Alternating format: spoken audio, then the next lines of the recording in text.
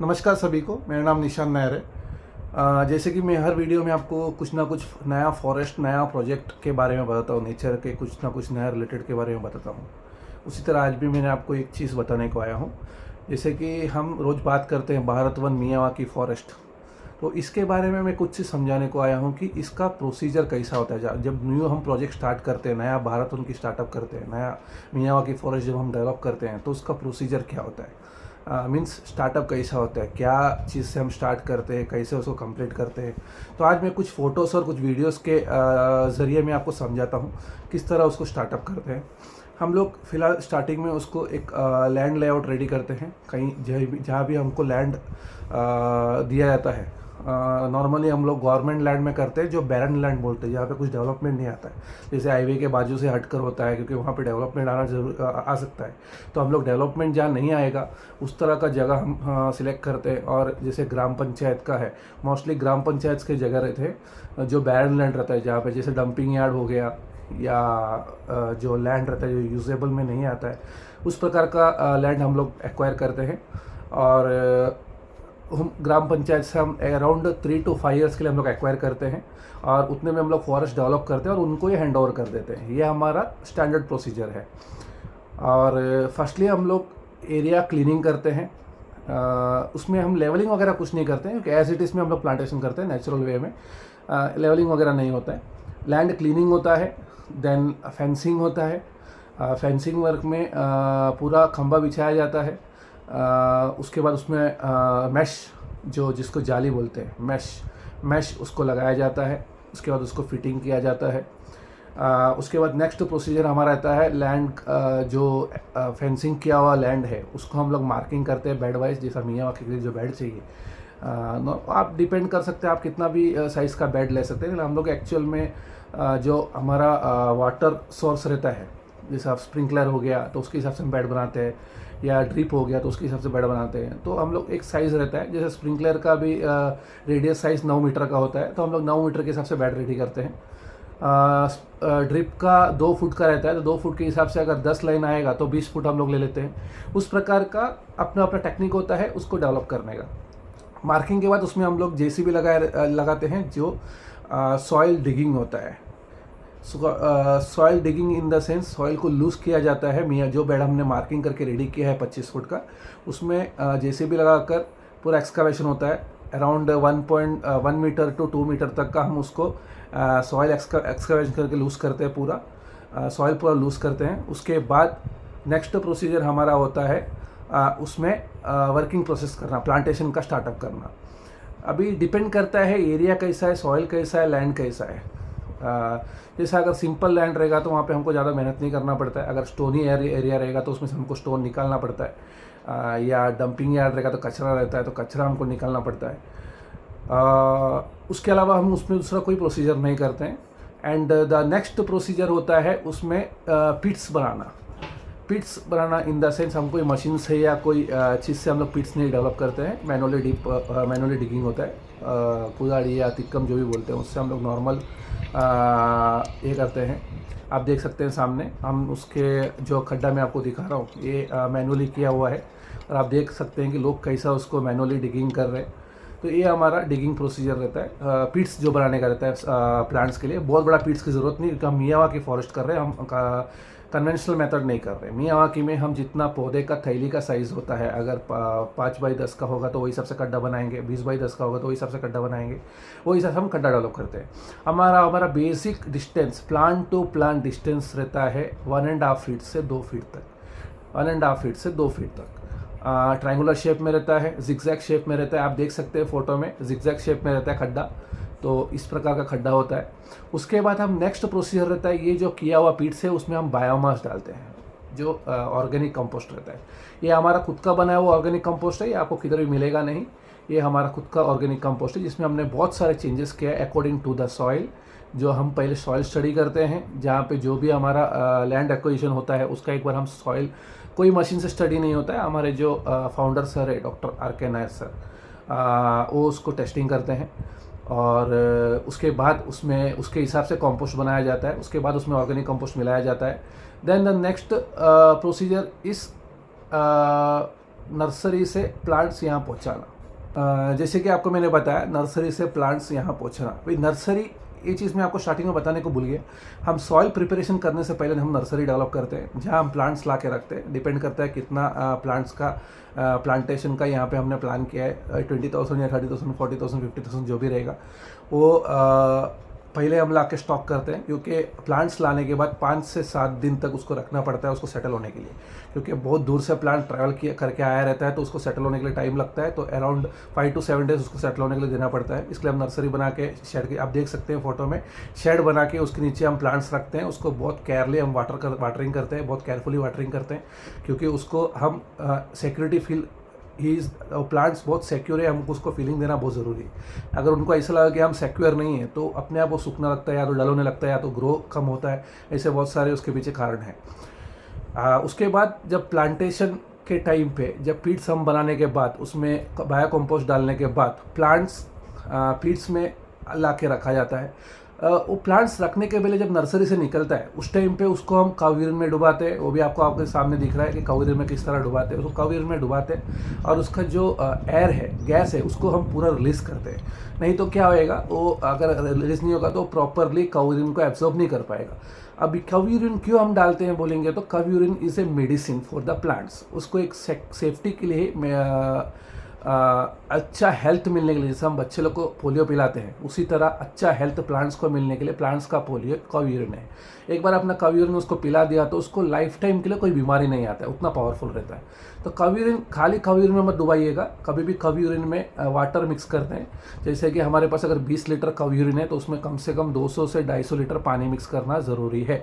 नहीं तो काव यूरिन बहुत ही हीट रहता है, आपका प्लांट्स को पूरा ही जला देगा इन द सेंस उसका नस को पूरा मार देगा, उतना पावरफुल रहता है काव यूरिन। तो सो प्लीज़ टेक केयर कीजिएगा। अगर काव यूरिन में आप डिप भी करेंगे तो उसमें उसका जो एक्चुअल क्वांटिटी का 10 टाइम्स वाटर मिक्स कीजिएगा, ये बहुत ध्यान रखने की ज़रूरी है।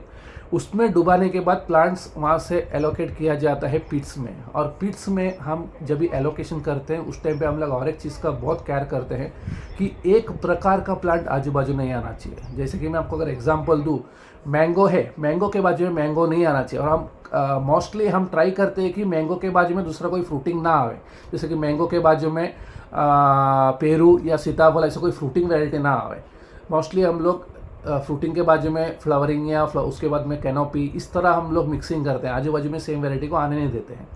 ये क्यों करते हैं बोलेंगे तो सेम वैरायटी कभी फास्ट ग्रो नहीं होता है। अलग अलग वैरायटी, जैसा अभी अगर नॉर्मल आपको लैंग्वेज में समझाओ, सेम कास्ट के लोग आजू बाजू रहेंगे तो हमेशा झगड़ा होता है।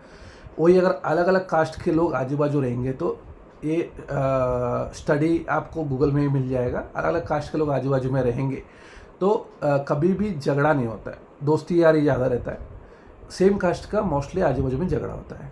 तो इसी तरह झाड़ में भी है, उनको कास्ट में झगड़ा होता है इन द सेंस, आपका जो सोचने का विचार वो नहीं है, मैं उसका एक्सप्लेन करता हूँ।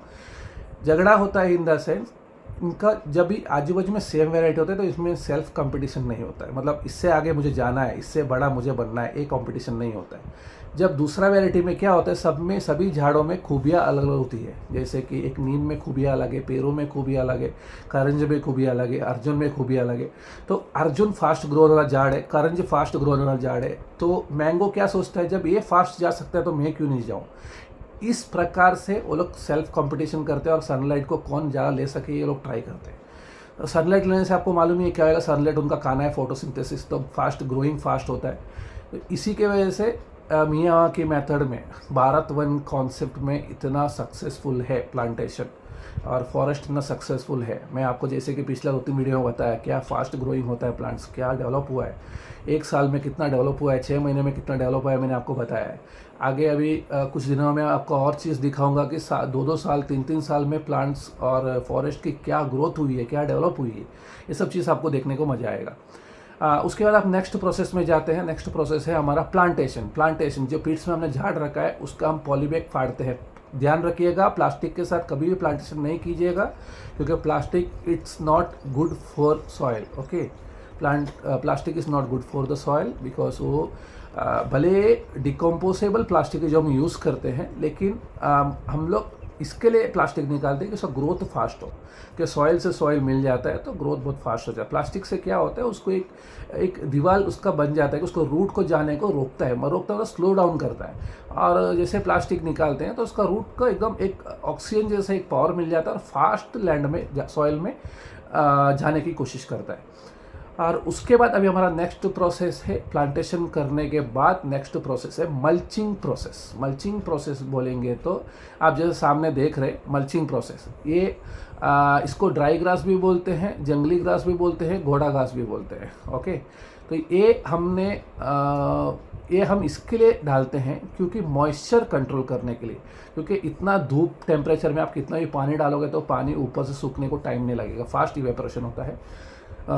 ये मल्चिंग ग्रास डालने से क्या होता है, इवेपोरेशन कम होता है क्योंकि तड़का मट्टी में कम लगेगा, धूप मट्टी में कम लगेगा तो इवेपोरेशन नहीं होता है। जो इवेपोरेट होएगा वो घास के ऊपर का जो पानी है वही इवेपोरेशन आएगा। जो पानी अंदर उतर चुका है वो आप 2, 3, 4, 5 दिन तक भी इवेपोरेशन नहीं होता है। और बाई चांस आप गलती से अगर 2 दिन पानी नहीं दिए तो भी झाड़ को तकलीफ नहीं आता है। तो ये इसका बेसिक एक पॉइंट है जिसके जो हमारा स्टडी की वजह से हमने किया है। इसमें आप बहुत सारे टाइप के घास यूज़ कर सकते हैं। आप जो राइस रो है उसको भी आप यूज़ कर सकते हैं, कोई इश्यू नहीं। जो हम यूज़ करते हैं वो ऑलमोस्ट 6 मंथ्स to 1 ईयर का उसका ड्यूरेबिलिटी रहता है, इसके लिए हम यूज़ करते हैं। And the next procedure is watering. Okay, तो आप जैसे सामने देख रहे हैं हम स्प्रिंकलर से वाटरिंग करते हैं। स्प्रिंकलर का पूरा लाइन हम पहले से बिछाया रहता है, उसको हम स्प्रिंकलर से वाटरिंग देते हैं। वाटरिंग स्प्रिंकलर से इसी के लिए देते हैं कि स्प्रिंकलर से जो वाटर है वो स्प्रे फॉर्म में गिरता है तो उसको रेनी इफेक्ट आता है। रेनी इफेक्ट से क्या होता है, झाड़ को बहुत ज़्यादा एक संतुष्टि मिलता है कि वो फास्ट उसको ग्रो होने का एक ऊर्जा देता है। और ड्रिप से भी आप पानी दे सकते हैं, लेकिन ड्रिप से क्या होता है डायरेक्ट रूट में पानी जाता है तो वो इतना इफेक्ट नहीं रहता है जितना स्प्रिंकलर में इफेक्टिव है। देन स्प्रिंकलर का नेगेटिव भी है, एक आफ्टर 1 ईयर 2 ईयर के बाद स्प्रिंकलर इफेक्टिव अंदर नहीं पड़ता है क्योंकि उसको घूमने का जगह नहीं मिलता, झाड़ बड़े हो जाते हैं उसके बाद घूम नहीं सकता है। तो स्प्रिंकलर का बेनिफिट भी है, ऑब्वियसली उसका कॉन्स भी है, नेगेटिविटी भी है। देन ड्रिप का नेगेटिविटी कम है, पॉजिटिविटी ज़्यादा है। बट क्या होता है, दोनों का अपना अलग अलग इफेक्ट है, तो आप दोनों यूज़ कर सकते हैं वाटरिंग के लिए, कोई इशू नहीं है। जैसे कि आप सामने आपको दिख ही रहा है फोटो वीडियो में, हमने ड्रिप भी किया हुआ है, स्प्रिंकलर भी किया हुआ है, लेकिन मोस्टली हम लोग स्प्रिंकलर यूज़ करते हैं। और नेक्स्ट प्रोसेस रहता है bamboo stick. Bamboo stick actually आप बोलेंगे घास के बाद बाम्बू स्टिक क्यों नहीं लगाते हो। एक्चुअली हम क्या करते हैं, उसको 1-2 दिन उसको सेटल के लिए हम टाइम देते हैं प्लांट्स को। जो लगाया हुआ प्लांट है उसको मट्टी में सेटल होने के लिए हम 1-2 डेज देते हैं, उसके बाद जाके हम बाम्बू स्टिक लगाते हैं। आप सामने देख सकते हैं बाम्बू स्टिक किस तरह का लगाया जाता है सपोर्ट के लिए। बाम्बू स्टिक के साथ हम उसको जो बांधने का यूज़ करते हो जूट रस्सी है, जो झाड़ को हार्म नहीं करता है। जूट रस्सी क्या होता है, कुछ टाइम के बाद डिकम्पोज हो जाता है तो झाड़ को हार्म नहीं करता है। प्लास्टिक रस्सी आप यूज़ करेंगे तो झाड़ को रिस्क ज़्यादा रहता है क्योंकि वो टाइट हो जाता है तो झाड़ मरने का चांस ज़्यादा रहता है। जहाँ से वो टाइट हो जाएगा वहाँ झाड़ टूट के गिर जाएगा अपने आप, तो उसको बढ़ने को नहीं देगा। तो प्लास्टिक रस्सी में ये बहुत सारे रिस्क फैक्टर्स है। ओके, तो ये बेसिक प्रोसीजर्स है जो मैंने आपको बताया, ये सभी है भारत वन में हम इक्वली एक ही जैसा हम यूज़ करने वाले प्रोसीजर्स है जो मैंने आपको बताया। इसके अलावा हम कोई एक्स्ट्रा प्रोसीजर यूज़ नहीं करते, depending upon the soil and the area.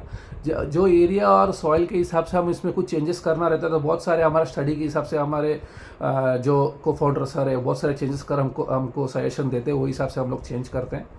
तो इसमें बहुत सारा पॉइंट्स है जो मैं आपको हर चीज़ में कॉमनली नहीं बता सकता क्योंकि डिपेंड करता है एरिया के ऊपर। वो कभी मुझे ऐसा प्रोजेक्ट मिलेगा या हमने ऐसा प्रोजेक्ट किया हुआ बहुत सारा है, कभी मैं वो प्रोजेक्ट विजिट करूँगा तो मैं आपको ज़रूर वो चीज़ शेयर करूँगा। तो यही सब था basic procedures Miyawaki forest Bharat one जो कॉन्सेप्ट है हमारा।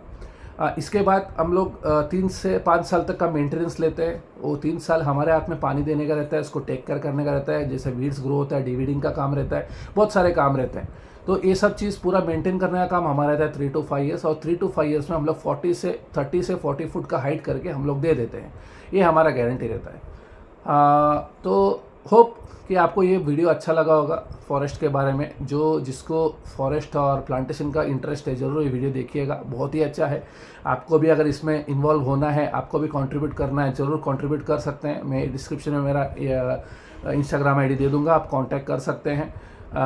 ज़रूरी नहीं है कि आप बड़ा प्रोजेक्ट लेके हमसे कांटेक्ट कर सकते हैं। अगर कोई भी प्रोजेक्ट का इसमें आपको इन्वॉल्व होना है, कंट्रीब्यूशन करना है, तो भी आप हमारे साथ जुड़ सकते हैं, हमारे साथ कर सकते हैं। इसका लाभ आपको और आपका परिवार को मिल सकता है, क्योंकि झाड़ एक बहुत ही पुण्य चीज़ है जिसको लगाने से बहुत सारे बेनिफिट्स मिलते हैं। जिसको उसके बारे में मालूम है उसको ऑब्वियसली पता होगा, क्योंकि झाड़ एक ऐसा चीज़ है जो किसी को भी नुकसान नहीं करता है। उसको सभी को, हमारे ह्यूमन बीइंग को हर चीज़ देने वाला एक ही चीज़ है, वो झाड़ है, जो कुछ भी लेता नहीं है हमसे। हमको फल देता है, हमको फूल देता है, हमको दवा देता है, हमको पानी देता है, हमको हवा देता है, हमको पत्ते देता है, लकड़ा देता है, एवरीथिंग। एक ह्यूमन बीइंग को जो भी नीडफुल है वो हमको प्लांट्स देता है। तो आप भी प्लांट्स लगाइए, आप भी एनवायरनमेंट में कंट्रीब्यूशन कीजिए। ज़रूरी नहीं है कि आपको बड़ा 1000 पेड़ लगाना है, 2000 पेड़ लगाना है तो ही आप लगा सकते हैं, ऐसा कुछ नहीं। आप 1 पेड़ भी लगा सकते हैं, 5 पेड़ भी लगा सकते हैं, 10 पेड़ भी लगा सकते हैं, या हमारे साथ जुड़ के कंट्रीब्यूशन भी कर सकते हैं झाड़ लगा के। तो सभी को थैंक यू, वीडियो देखने थैंक यू, धन्यवाद।